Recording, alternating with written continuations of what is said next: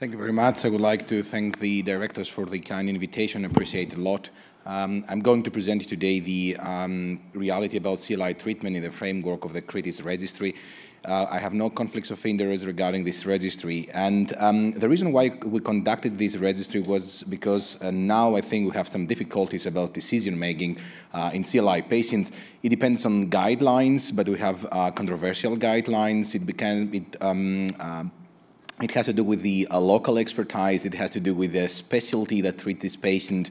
It has to do with patients' comorbidities and clinical status, but also criterion could be also the anatomic characteristics of the lesion. We know that we have the Task 2 guidelines suggesting or recommending an endovascular first approach for Task A and B lesions, and for Task C and mostly Task D lesion and bypass surgery as a first-line treatment strategy. On the other side, if you see the guidelines of the European Society of Cardiology, you will see that in patients with Task D lesions, if you have an available experienced interventionist, then you can provide an endovascular first approach. So in the framework of the CRITISCH Registry, we wanted to have a snapshot of all first-line treatments that are now in CLI, that are applied in CLI patients in Germany. So we conducted a multi-center prospective interdisciplinary registry. It was sponsored by the German Society of Vascular Surgery, and within 20 months we were able to collect 1,200 patients, consecutive CLI patients from 27 vascular centers of excellence in Germany. And the first-line treatments that were assessed were the endovascular approach, the bypass surgery, the petsplasty of the common femoral artery with or without distal intervention, and we had also another group of no vascular interventions. These were patients with a conservative treatment or undergoing primary major amputation. Regarding the study design, few words. We have here to highlight that we left completely the discretion of the responsible physician. One kind of first-line treatment should be applied, so it was really a real-world registry. Here are the in-hospital results. You can see that in Germany, despite the Task 2 guidelines, more than the half of the patients receive an endovascular first approach for the critical limb ischemia, 54%. 24% receive a bypass surgery as a first-line treatment strategy. 11% the petsplasty of the common femoral artery. 10%, this was very interesting, received a conservative treatment by means of sympathic lysis, prostaglandins, and medication. And that was the good news. Only 3% of the patients receive a primary amputation. Looking at the risk factors for death or major amputation during in-hospital stay, we found that coronary artery disease, acute coronary syndrome less than 6 months from admission, dialysis, chronic kidney disease, these were the non-dialysis dependent chronic kidney disease stage 3 and 4, and bypass surgery were the main risk factors for an in-hospital death or major amputation. And you see that patients on chronic kidney disease, they had 6 times higher risk for death or amputation. Now, during the follow-up, we have already pre-planned an interim analysis to compare the most frequent the two most frequent first-line treatment strategies. In our registry, these were the endovascular therapy and bypass surgery. As I said, this was a pre-planned power analysis after 250 events of the primary endpoint, major amputation or death.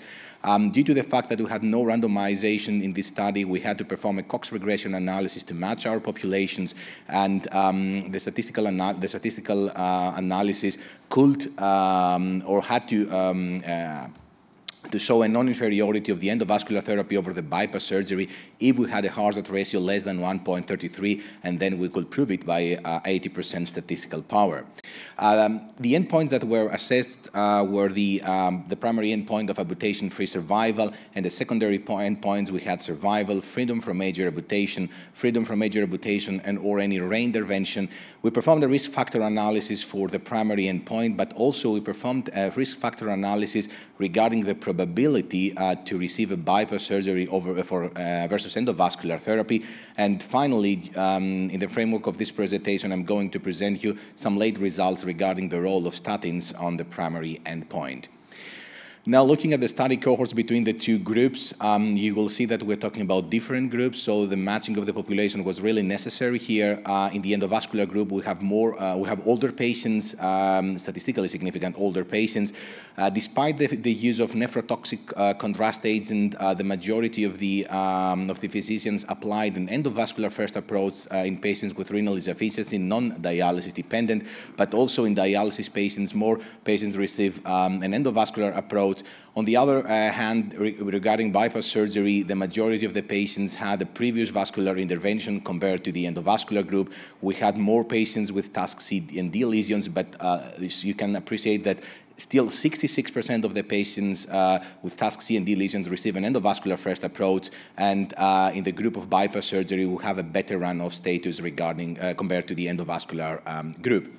Now, looking at the procedures that they have been performed, you can see the femoral vessels, the majority of the patients receive a bare metal stent, 18% receive a drug-coated balloon, and very few patients drug-coated stents. Regarding the popliteal vessels, we know that is actually no stenting zone, but despite this fact, we had 33% receiving a bare metal stent, 20% the DCB, and the tibial vessels, probably due to the results of the IMPACT-D trial, 70% of the patients receive only a PTA. On the group of bypass surgery, 53% receive an ipsilateral great saphenous vein, and 36% of the patients an artificial bypass by means of Dacron or PTFE. Looking now at the selection criteria, that is the criteria that actually works to, or the criteria of the physicians to use a bypass surgery versus endovascular therapy, you will see that we have 2 times higher probability for patients with good renal function to receive a bypass surgery, the same for patients with good run-off vessels, 9 times higher probability to receive a bypass surgery in patients with TASC-2 and CAD lesions, and finally 1.4 times higher probability for patients having previous vascular intervention to receive bypass surgery. These actually were the main criteria.